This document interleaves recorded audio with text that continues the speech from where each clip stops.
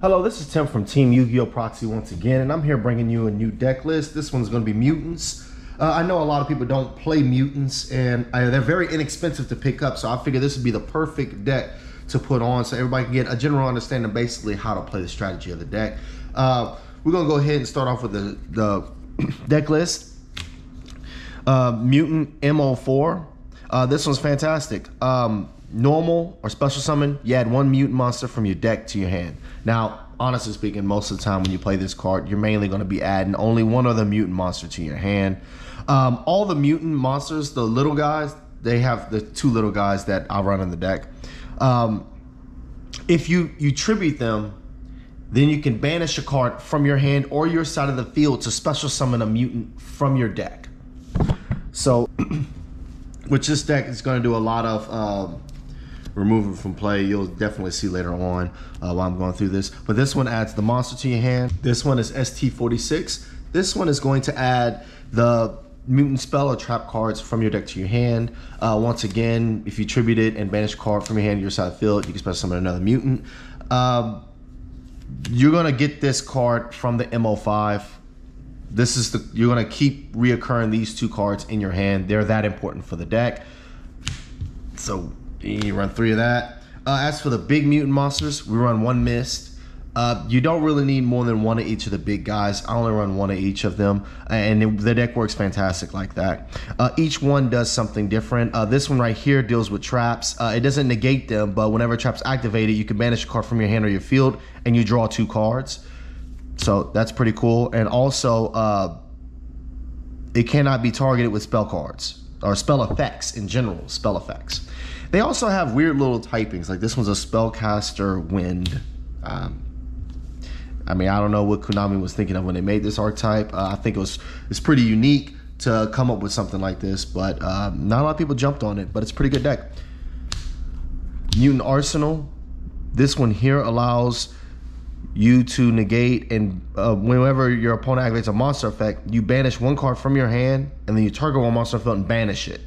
That doesn't negate nothing, but it does banish. Now your opponent cannot target this card with trap effects.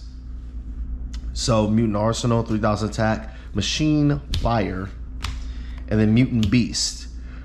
This one, when a spell card's activated, you could banish a card from your hand, quick effect, to negate the activation, and if you do, banish that card. Also, your opponent can't target this card with monster effects. I mean, it's definitely the better one effect-wise, but it does have lower attack, and this one's a Earth Beast. It's hilarious. I like the types. The last monster I run in this deck is 3-dimensional shifters. This deck really doesn't care if cards are removed from play. You definitely want to encourage the cards being removed from play. And it's weird that Konami made an archetype that definitely uses macro abilities by only having 1 macro available. But either way it goes, 3-shifter definitely is really good. Disables your opponent. Most of the time, whenever you play D-shifter, your opponent usually just ends their turn. They don't want to waste their resources, and they hope that you can't win, not knowing exactly what you're playing if you play the D-shifter on their turn. But 3 D-shifters. Now going into the spell cards, 3 Mutant Evolution Lab. So this card's pretty cool. Whenever you activate it, you special summon a level 4 or lower mutant monster that is banished to your side of the field. Hand or is banished. And then each mutant that monster you control gain 100 attack for each of your banished mutant cards with different names. And if you have a mutant monster in your hand, you can put it to the bottom of your deck, and if you do, draw a card.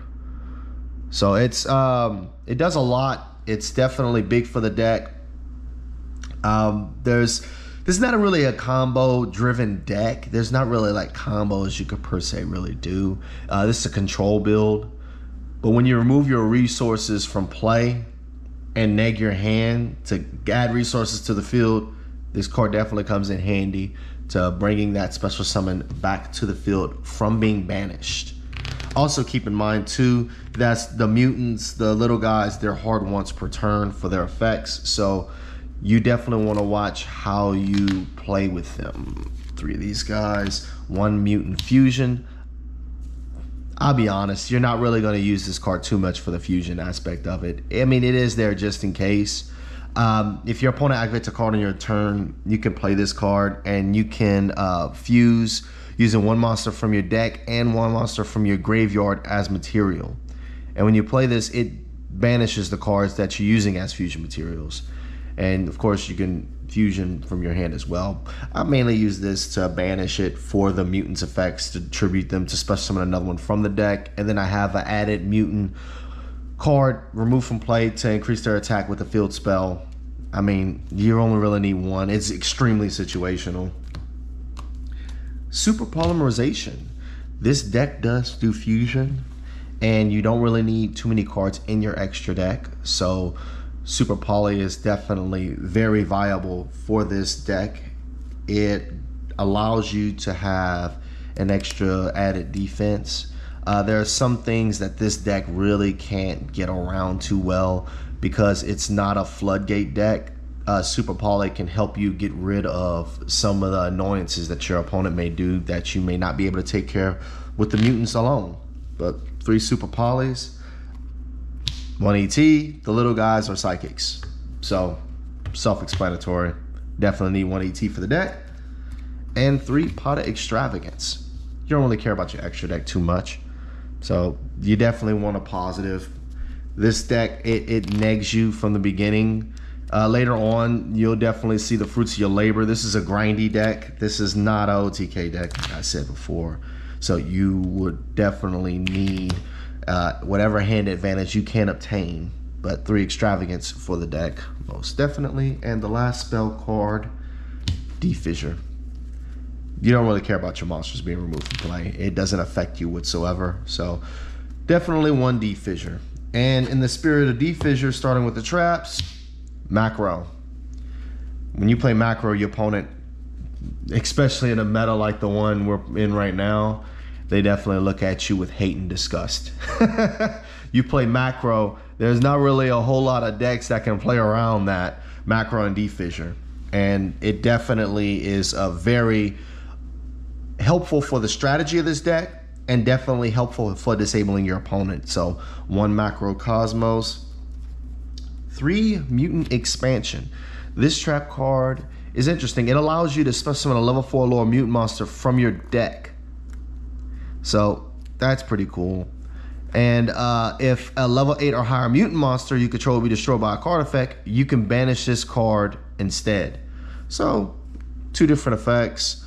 You're gonna use a little bit of both. I mean, I mainly use it whenever you activate this, you get your mutant monster, you banish this, you tribute the little guy to banish this, the special summon from your deck.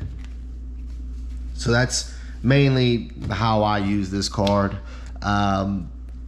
It's pretty cool. You definitely need it for the strategy. 3 Mutant Cries. This allows you to fuse for a mutant monster by shuffling the materials into your deck. So it allows you to keep back up your resources. Y'all saw that I only ran 1 of each of the big guys. So you're definitely gonna keep reusing them over and over again. You really don't need more than 1 of each of the big guys. This definitely helps with the strategy by getting your fusions off. We will get into the fusions a little bit later. 3 Torrential Tribute. I mean, I'm so happy that this card made a comeback. I used to love playing this card. I've been playing this game for a very, very long time. And 3 Torrentials in the game right now is definitely very devastating for decks. You don't run a lot of monsters. You're not really concerned. You can reoccur your resources, but you hit an opponent with a Torrential, and the way this game is, it totally disrupts them. They got to find a new way around. 3 Trap Trick. We do run a few normal trap cards, the Mutant Cry, the Torrential Tribute. So deck thinning and get the trap that you want immediately. Why not? 2, there can be only 1. These monsters all have different types, except for the little guys, they're all psychic. And the super big guys, which I will get into when I get into the extra deck, they are psychics as well. But this card, I haven't had any problems playing it with inside this deck. It's actually really cool. There can be only 1.